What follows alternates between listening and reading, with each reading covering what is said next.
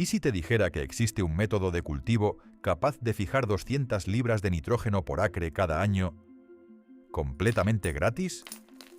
Un sistema que la Universidad de Cornell validó como superior en producción calórica a cualquier monocultivo industrial moderno.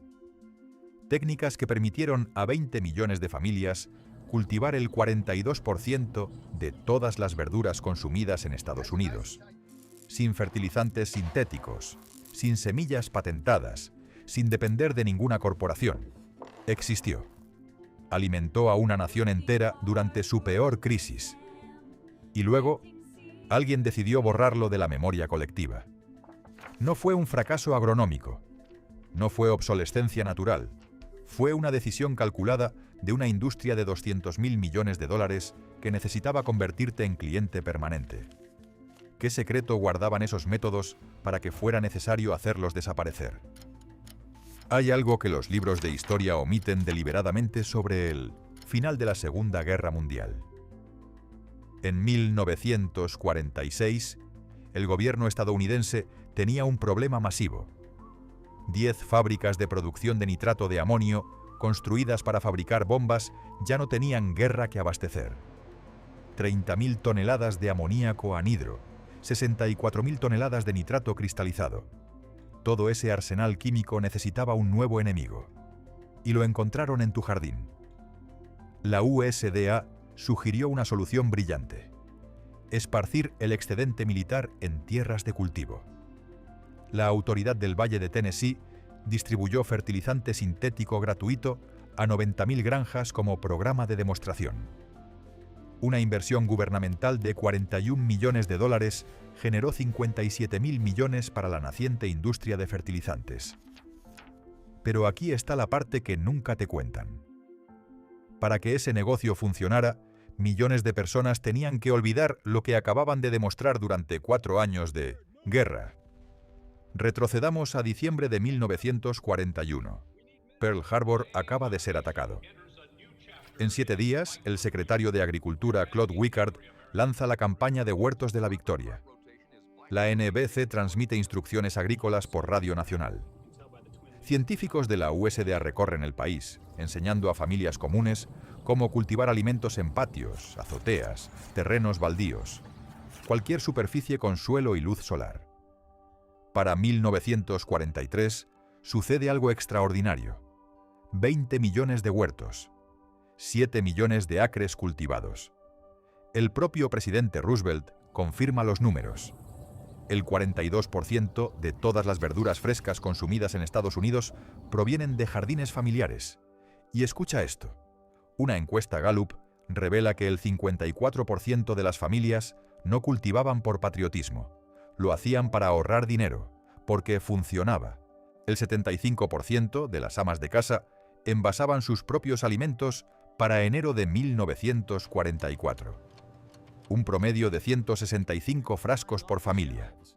Las ventas de ollas a presión saltaron de 66.000 en 1942 a 315.000 en 1943. Esto no era un hobby dominguero. Era una nación alimentándose a sí misma con métodos que no requerían comprar absolutamente nada. Los manuales oficiales de la USDA de esa época recomendaban compostaje, rotación de cultivos, siembra complementaria, conservación de semillas, cultivos de cobertura, manejo natural de plagas, no como prácticas alternativas, sino como política agrícola oficial del gobierno de Estados Unidos. Y luego terminó la guerra. Y comenzó algo mucho peor. El consumo de fertilizantes en Estados Unidos pasó de 2 millones de toneladas a finales de los años 40 a 24 millones de toneladas en 1981. Un aumento de 1.200% en una generación. Hoy, el mercado global de fertilizantes mueve 200.000 millones anuales. Solo 4 corporaciones controlan el 75% de la producción doméstica estadounidense. Entre 2020 y 2022, esas 4 empresas vieron aumentos de ganancias de hasta 1.500%, mientras sus costos subían menos del 50%. Tu factura del supermercado explotó. Sus acciones también. Pero el verdadero costo no aparece en tu recibo. La zona muerta del Golfo de México, causada por escurrimiento de fertilizantes de 31 estados, midió 6.700 millas cuadradas en 2024, aproximadamente el tamaño de Nueva Jersey.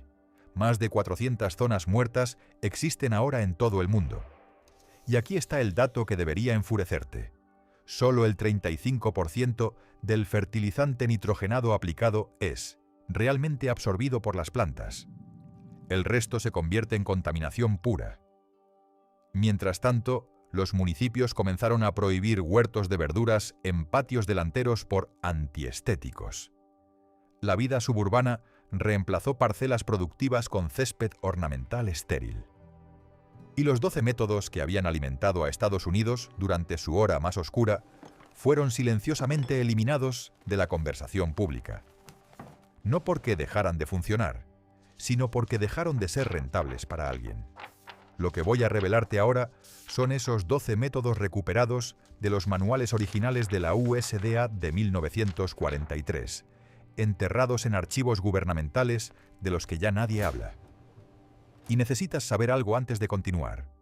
Uno de estos métodos es genuinamente controvertido.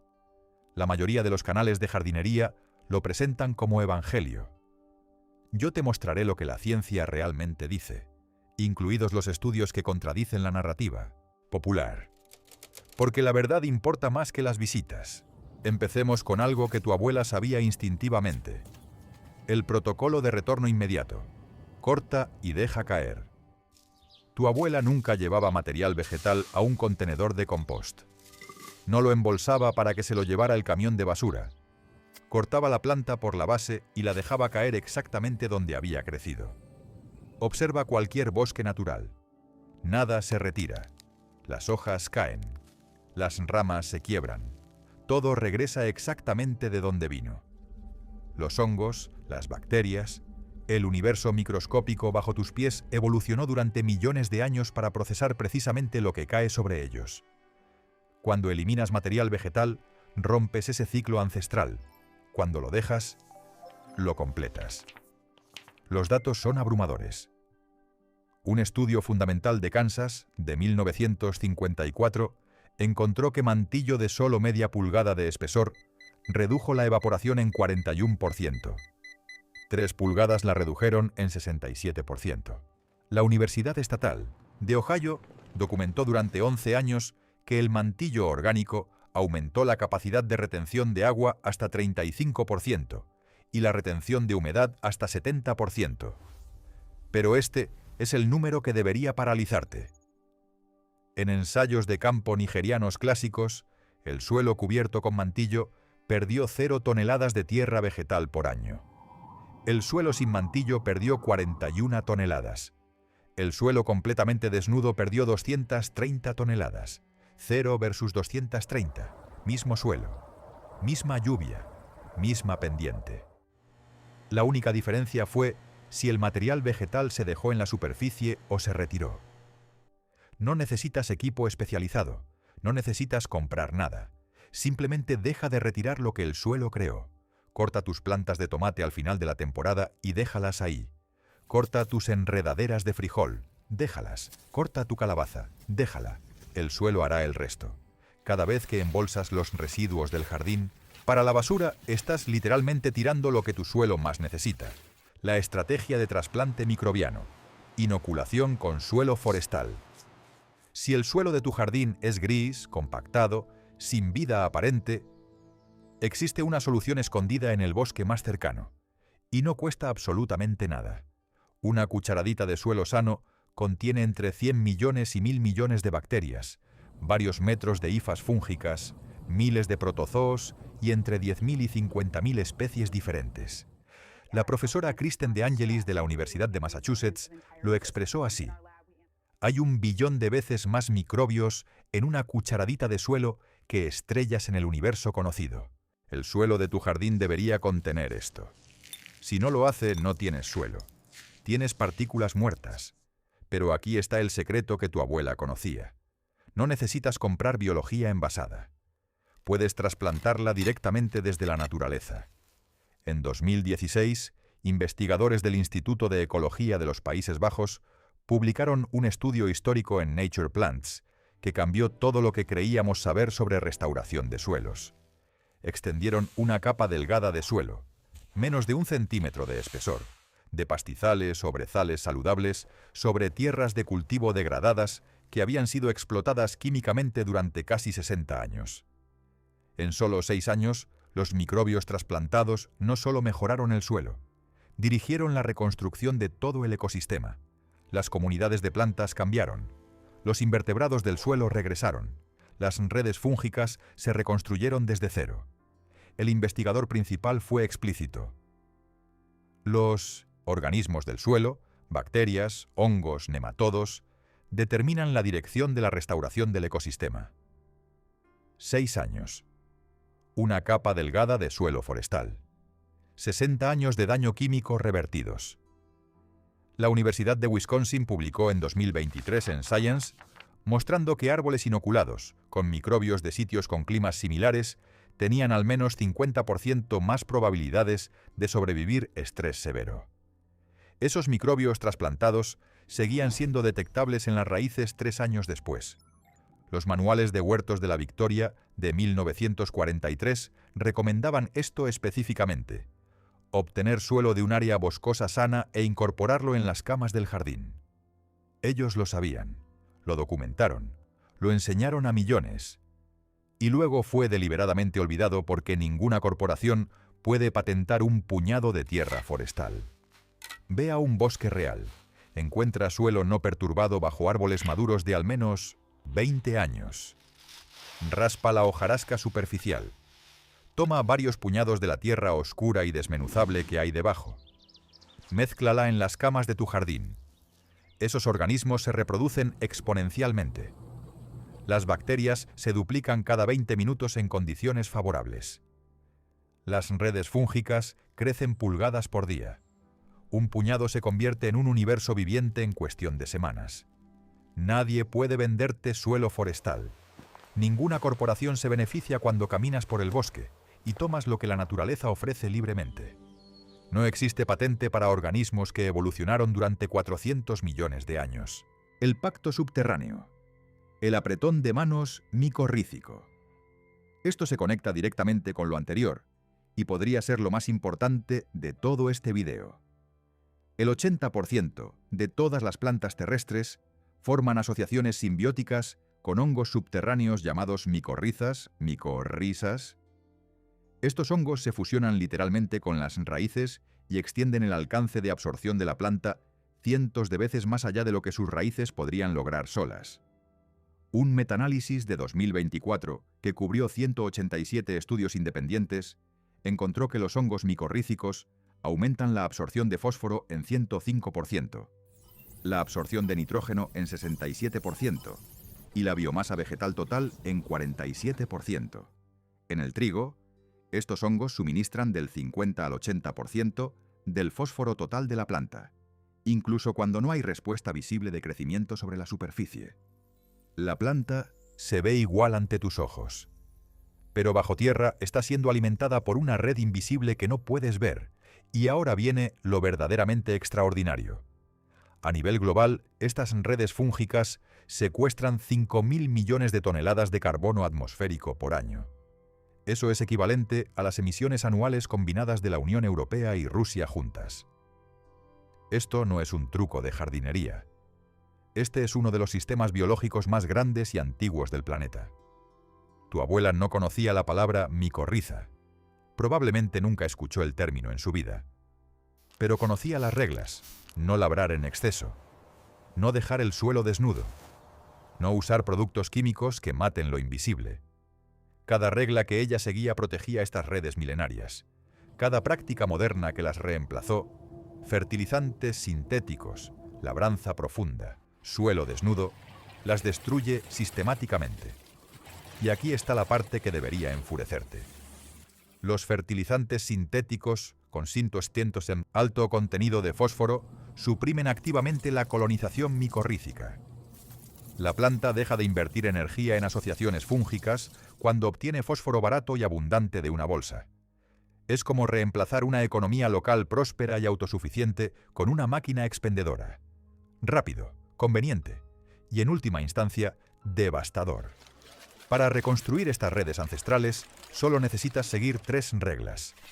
Minimiza la labranza, porque cada pasada tritura las hifas fúngicas que tardaron meses en crecer. Mantén raíces vivas en el suelo durante todo el año, porque los hongos mueren sin plantas huésped que los alimenten. Y deja de usar fertilizantes sintéticos con alto contenido de fósforo. Las redes se reconstruirán solas. No necesitan tu ayuda. Solo necesitan que dejes de destruirlas. Han estado esperando bajo tierra todo este tiempo. Pero esto no es nada comparado con lo que viene... El sistema Odenosauneae, Odenosauní, el policultivo de las 3 hermanas. Aquí hay algo que la mayoría de los libros de agricultura omiten deliberadamente.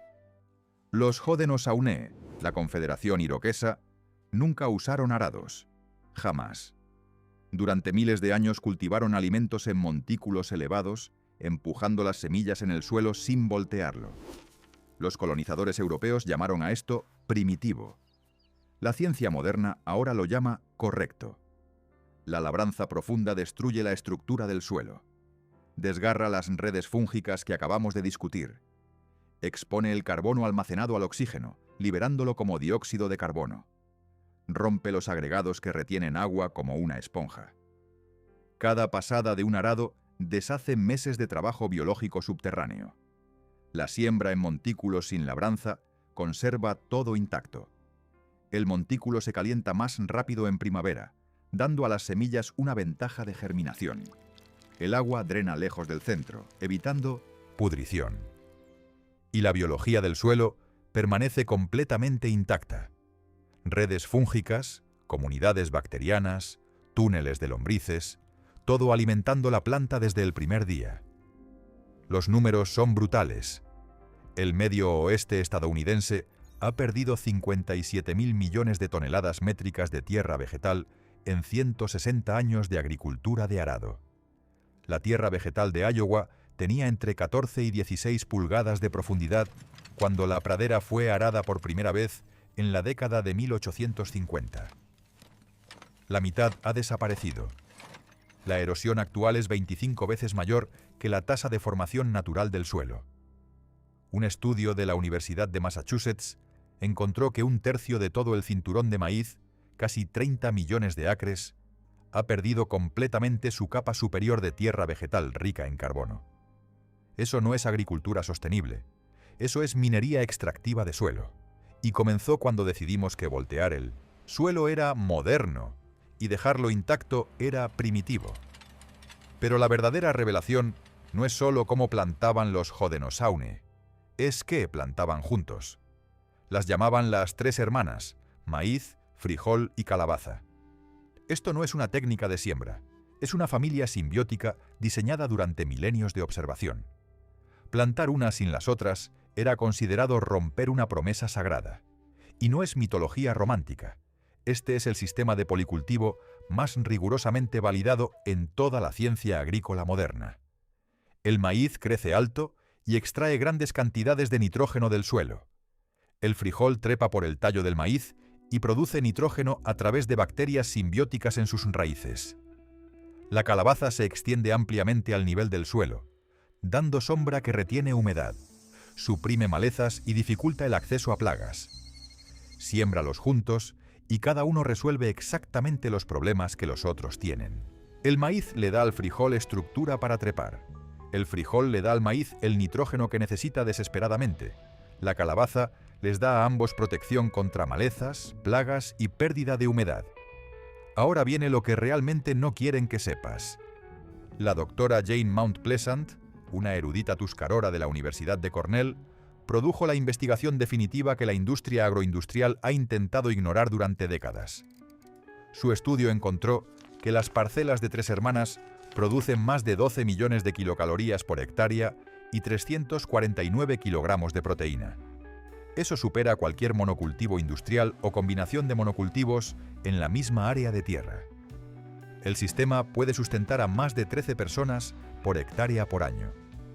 Y escucha esto. Juntos, los 3 cultivos proporcionan los 9 aminoácidos esenciales. Una dieta nutricionalmente completa de una sola cama de cultivo. La investigación de la Universidad Estatal de Iowa, en colaboración con 4 naciones nativas americanas, encontró que estas parcelas de policultivo producen entre 28 y 53% más alimentos por unidad de tierra que los mismos cultivos cultivados por separado. Midieron un aumento del 24% en la actividad biológica del suelo y una reducción del 54% en pérdida de nitratos, lo que significa que el sistema cicla los nutrientes de manera dramáticamente más eficiente que los monocultivos. Un estudio de Penn State reveló exactamente por qué funciona bajo tierra. Las raíces del maíz forrajean superficialmente en las primeras pulgadas del suelo. Los frijoles exploran el perfil vertical completo hasta profundidades medias, y la calabaza ajusta su sistema radical según la disponibilidad de fósforo en diferentes capas. No están compitiendo por los mismos recursos. Están dividiendo territorialmente el perfil del suelo en 3 dimensiones. Y recuerda el estudio de 2024 de Oaxaca, México. Cuando el maíz es atacado por plagas, libera compuestos orgánicos volátiles, gritos químicos, que viajan por el aire hasta las plantas de frijol vecinas. Los frijoles responden produciendo néctar que atrae avispas parasitoides, parasitoides. Esas avispas, alimentadas con néctar enriquecido de frijol, viven casi el doble y matan dramáticamente más orugas que estaban atacando al maíz. Las plantas se están comunicando. Están reclutando aliados. Están defendiéndose mutuamente. Y lo han estado haciendo durante miles de años. Nosotros reemplazamos todo eso con pulverizadores de veneno. Durante miles de años, las comunidades indígenas de toda América cultivaron alimentos de esta manera. Sistemas cooperativos, policultivos inteligentes, suelo nunca desnudo. Luego llegó la agricultura europea con un mensaje brutalmente simple. Hileras rectas. Monocultivos. Insumos que compras cada temporada a corporaciones. Las 3 hermanas fueron descartadas como primitivas e ineficientes. La siembra en gremio fue reemplazada por el cultivo industrial en hileras. La cooperación ecológica fue reemplazada por la dependencia química. Pero la ciencia subyacente no cambió. El suelo no olvidó. Y tampoco lo hicieron las familias que siguieron plantando en silencio, generación tras generación. Ahora necesito ser brutalmente honesto contigo sobre el siguiente método. La controversia del té de compost. Lo que la ciencia realmente dice. La mayoría de los canales de jardinería te venderán el té de compost como una cura milagrosa. Yo voy a mostrarte exactamente lo que la ciencia dice, incluidos los estudios que contradicen la narrativa popular. Porque la verdad importa más que las visitas o las ventas. El té de compost es esencialmente biología líquida.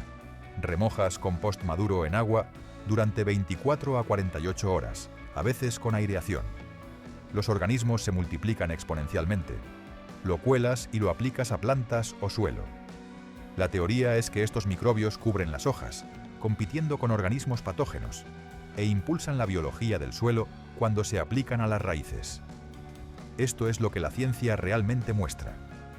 Un ensayo de 2 años del Instituto Rodale y Penn State encontró que el té de compost ofreció beneficios medibles para crecimiento, rendimiento y calidad de cultivos en ciertas condiciones. El doctor Harry Hoytink, de la Universidad Estatal de Ohio, descubrió que el compost puede crear resistencia sistémica inducida en las plantas, esencialmente entrenando el sistema inmunológico vegetal. Algunos estudios muestran supresión de enfermedades, particularmente contra Dumping Off en plántulas. Pero la doctora Linda Choker Scott, de la Universidad Estatal de Washington, revisó exhaustivamente la literatura científica y encontró que los resultados son inconsistentes y altamente variables. Un estudio piloto de Washington State que probó té de compost aireado contra podredumbre parda de flor del cerezo en 8 cultivares no encontró que se desempeñara de manera diferente al agua pura. Y aquí está la parte crítica. Un estudio del Departamento de Agricultura de Estados Unidos encontró que cuando se usan melaza u otros aditivos nutritivos para alimentar a los microbios, patógenos, peligrosos como E. coli y Salmonella, pueden multiplicarse por factores de 10 a 10.000. La recomendación honesta es esta. El compost en sí tiene beneficios robustos, consistentes y bien documentados. Si decides elaborarte, usa solo compost completamente maduro y bien procesado. Omite los aditivos como melaza. Aplícalo dentro de 4 a 6 horas de preparación. O mejor aún, como dijo textualmente un investigador, cubre tu jardín con compost sólido y riégalo bien. Deja que la naturaleza prepare el té. El conocimiento verdadero importa, pero también la honestidad sobre lo que sabemos y lo que no. Eso es lo que separa la información real del marketing disfrazado. Lo que acabas de escuchar sobre el té de compost es algo que casi ningún otro canal te dirá con esta transparencia. La mayoría lo trata como evangelio incuestionable. Te mostré los estudios reales, incluidos los que encontraron que no funcionaba mejor que agua simple. Esa honestidad importa. Porque cuando te digo que los próximos métodos están respaldados por evidencia científica abrumadora y replicable, puedes confiar en ello completamente. No te estoy vendiendo nada, no tengo patrocinadores, no recibo comisiones, solo verdad desnuda. El banco de nitrógeno atmosférico, cultivos de cobertura y abono verde. Aquí hay una regla que tu abuela conocía instintivamente y que la agricultura moderna olvidó deliberadamente. El suelo desnudo es suelo moribundo. Cuando el suelo permanece expuesto entre temporadas, pierde humedad, pierde estructura, pierde temperatura estable y pierde los organismos que lo hacen vivir. La naturaleza nunca deja el suelo desnudo. Algo siempre está creciendo. Y así debería ser tu jardín. Después de tu cosecha de otoño, esparce semillas de trébol carmesí, centeno de invierno o vicia vellosa. Vicia vellosa. Estos no son cultivos que comes. Son cultivos que protegen y alimentan el suelo. Los números de nitrógeno por sí solos son asombrosos. La vicia vellosa fija entre 80 y 200 libras de nitrógeno por acre, completamente gratis. Este nitrógeno no proviene del suelo. Es capturado directamente de la atmósfera por bacterias simbióticas que viven en nódulos, en las raíces. El trébol carmesí añade entre 50 y 125 libras adicionales. Estudios de campo de Carolina del Norte midieron hasta 195 libras de nitrógeno por acre en biomasa de vicia vellosa a mediados de mayo. A los precios actuales de fertilizantes químicos, eso representa cientos de dólares de fertilidad creados mientras tú duermes. El centeno de invierno funciona de manera diferente pero igual de valiosa. Sus raíces penetran profundamente en suelo compactado, literalmente rompen la capa endurecida, creando canales permanentes para agua y aire.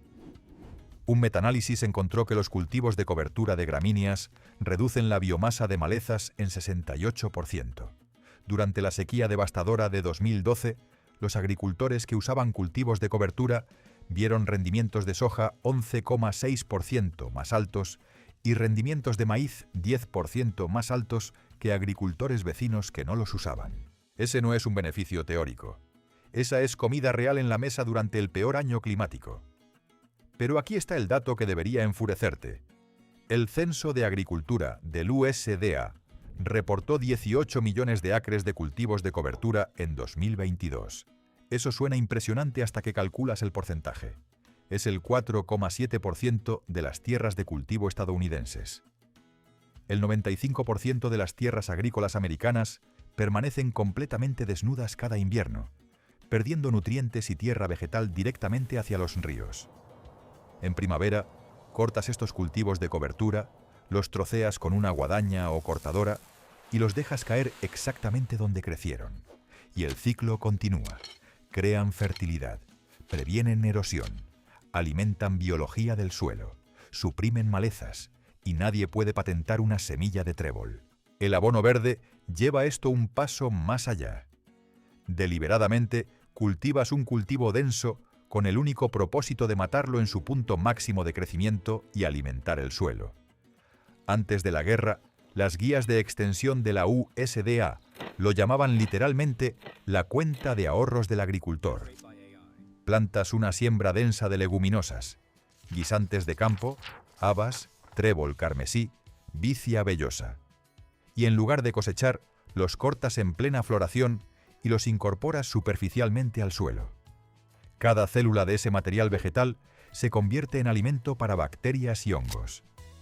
El nitrógeno almacenado en los nódulos radiculares se libera lentamente durante semanas, alimentando exactamente lo que plantes después. El blog oficial de la USDA sobre abono verde lo declaró explícitamente en años recientes. Estas prácticas están siendo redescubiertas porque nunca debieron haber sido abandonadas en primer lugar. Aquí está la economía brutal que la industria de fertilizantes reza para que nunca calcules. Una bolsa de 50 libras de fertilizante sintético de nitrógeno cuesta entre 30 y 60 dólares y alimenta tu suelo por una sola temporada. Un paquete de semillas de trébol carmesí de 3 dólares fija entre 50 y 125 libras de nitrógeno por acre, mejora estructura del suelo, previene erosión, alimenta polinizadores y deja tu suelo objetivamente mejor de lo que lo encontró. Uno es un gasto recurrente infinito.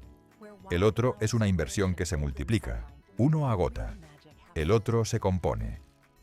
Este es el significado original y verdadero de la frase alimenta el suelo, no la planta. El fertilizante sintético alimenta a la planta directamente, ignorando completamente la biología. El abono verde alimenta la biología del suelo, que luego alimenta la planta a través de una relación simbiótica que ha funcionado durante 400 millones de años de evolución. Un enfoque crea dependencia, perpetua. El otro crea un sistema que se fortalece exponencialmente cada temporada. El código de adaptación genética, conservación de semillas.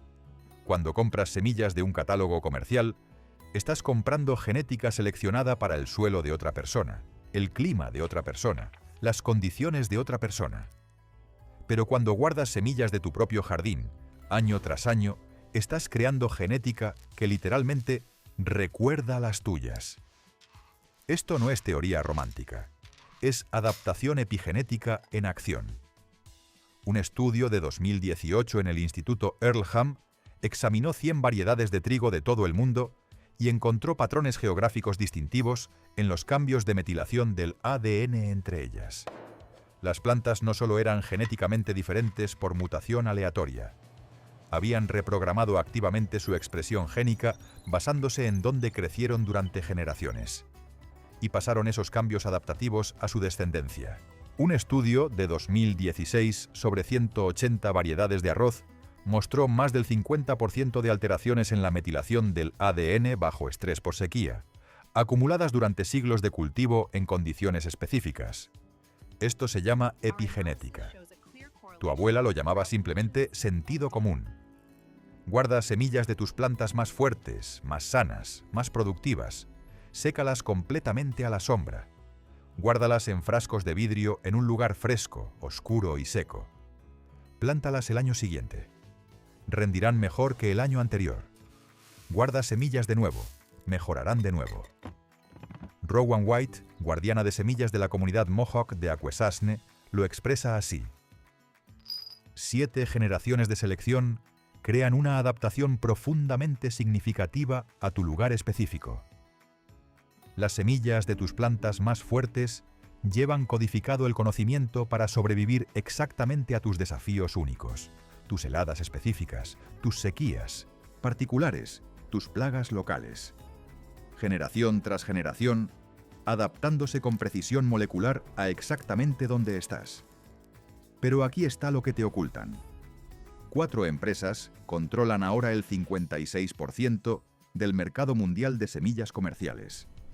Bayer adquirió Monsanto por $63.000 millones en una de las consolidaciones corporativas más grandes de la historia agrícola. En 2013, la Corte Suprema de Estados Unidos dictaminó 9-0 en Bowman versus Monsanto que los agricultores no pueden legalmente replantar semillas patentadas que compraron. Un agricultor de Indiana fue condenado a pagar $84.000 por plantar soja que había comprado en un elevador de granos local. El 90% de la diversidad genética vegetal cultivada se ha perdido en el último siglo.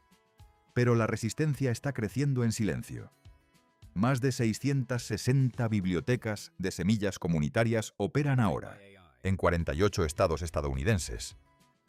Durante la pandemia de 2020, una sola biblioteca de semillas distribuyó 20.000 paquetes, comparado con unos pocos miles por año normalmente. 6 estados han aprobado leyes específicas de protección del intercambio libre de semillas. Y hay algo que necesitas saber sobre las semillas que nunca aparece en los manuales corporativos. Cuando refugiados han huido de zonas de guerra a lo largo de toda la historia humana, solo podían llevar lo que realmente importaba. A menudo eran semillas, cosidas en el forro de los abrigos, escondidas en los zapatos, envueltas en tela y guardadas cerca del cuerpo. Porque una semilla es una promesa viva. Dice, donde quiera que aterrice, sin importar cuán devastado esté el lugar, puedo empezar de nuevo. Las corporaciones que compran empresas de semillas por 63.000 millones de dólares no entienden eso en absoluto. Ven inventario, ven patentes, ven flujo de ingresos, recurrente. Tu abuela veía el futuro de sus nietos. Tu abuela no necesitaba un catálogo corporativo. Tenía un frasco de vidrio. Y ese frasco contenía mucho más que semillas. Contenía independencia, el sistema de construcción vertical, compostaje en capas. La mayoría de la gente piensa que compostar significa un contenedor voluminoso en la esquina del patio, volteándolo cada semana, esperando 6 meses. Tu abuela tenía una forma infinitamente mejor. El compostaje en capas, a veces llamado jardín lasaña, significa compostar directamente donde vas a plantar. Colocas cartón grueso sin tintas tóxicas directamente sobre el suelo para sofocar césped y malezas. Añades capas alternas de material verde rico en nitrógeno, restos de cocina, recortes de césped fresco, pozos de café y material marrón rico en carbono. Hojas secas, paja, papel triturado, astillas de madera. Haces cada capa de varias pulgadas de grosor, la riegas bien y luego te vas. Los organismos vendrán a ti. Las lombrices de tierra migran hacia arriba a través del cartón que se ablanda con la humedad. Y escucha esto. Las lombrices de tierra no son solo descomponedoras pasivas. Sus excrementos, llamados humus de lombriz, contienen 66% más densidad de esporas de hongos micorrízicos que el suelo circundante. Y la abundancia microbiana total en los excrementos de lombriz es de 2 a 3 veces mayor que en el suelo de control. Están construyendo activamente tu red fúngica micorrícica por ti mientras trabajan. Los hongos colonizan las capas marrones ricas en carbono. Las bacterias explotan a través de las capas verdes ricas en nitrógeno. En una sola temporada de crecimiento tendrás varias pulgadas de suelo rico, oscuro, friable y completamente vivo, construido directamente sobre lo que había antes. Arcilla compactada, grava, hormigón roto, escombros de construcción, césped muerto.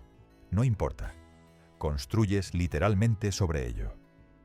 Esto evita completamente la mayor barrera en la jardinería doméstica, suelo existente deficiente. No intentas arreglarlo excavando y enmendando. Simplemente construyes encima. La biología hace toda la mezcla e integración por ti, de forma gratuita, mientras duermes. Y a diferencia de un contenedor de compost alejado en una esquina, cada nutriente creado permanece exactamente donde tus plantas lo usarán. Los jardineros de Victory durante la Segunda Guerra Mundial usaron esto extensivamente en terrenos baldíos urbanos de todas las ciudades estadounidenses. Pavimento, escombros, arcilla industrial compactada. Lo cubrieron todo y cultivaron alimentos. Un estudio italiano de 3 años encontró que suelo tratado con compost en capas aumentó el carbono orgánico del 1,2% al 6,8%. Un aumento de casi 6 veces en contenido de carbono orgánico. Eso no es una mejora marginal. Eso es una transformación total del sistema. La estrategia de tiempo profundo. Siembra por sucesión. El método final no trata sobre química del suelo o biología subterránea. Trata sobre el recurso más valioso y menos comprendido en jardinería. El tiempo mismo, y podría duplicar tu cosecha total sin añadir ni un solo pie cuadrado de espacio. La mayoría de los jardineros plantan todo de una vez en primavera y cosechan todo de una vez en verano u otoño.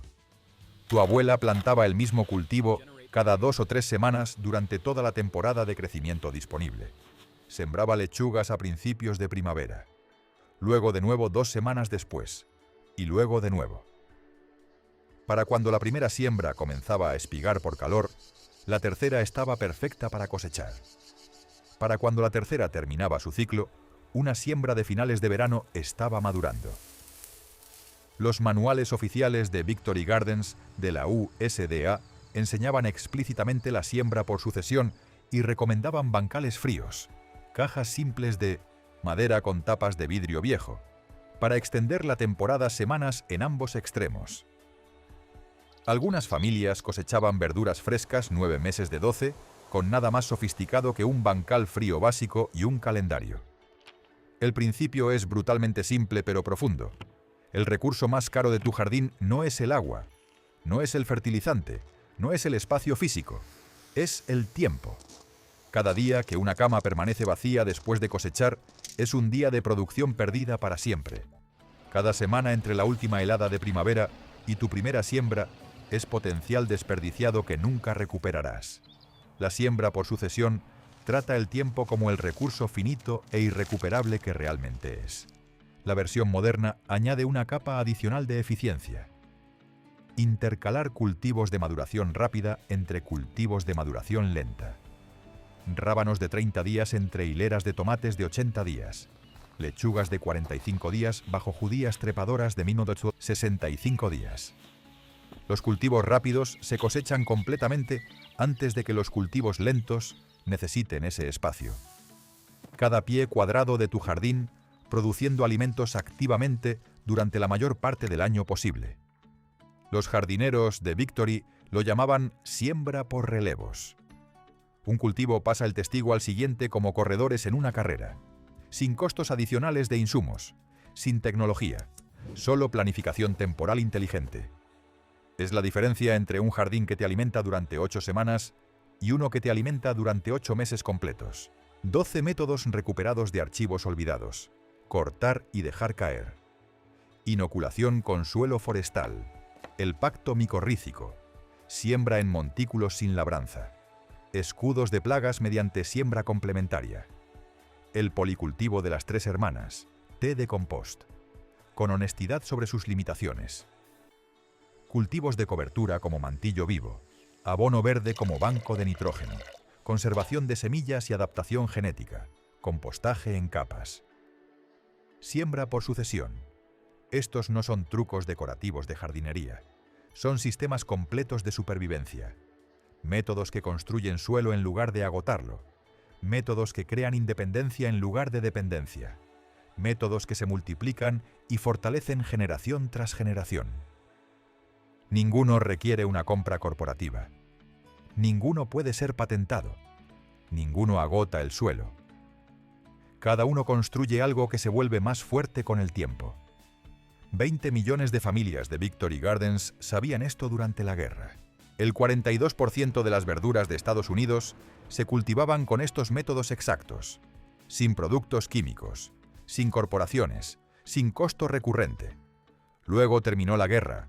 Las fábricas de bombas se convirtieron en fábricas de fertilizantes, y una industria de 200.000 millones de dólares necesitaba desesperadamente clientes permanentes.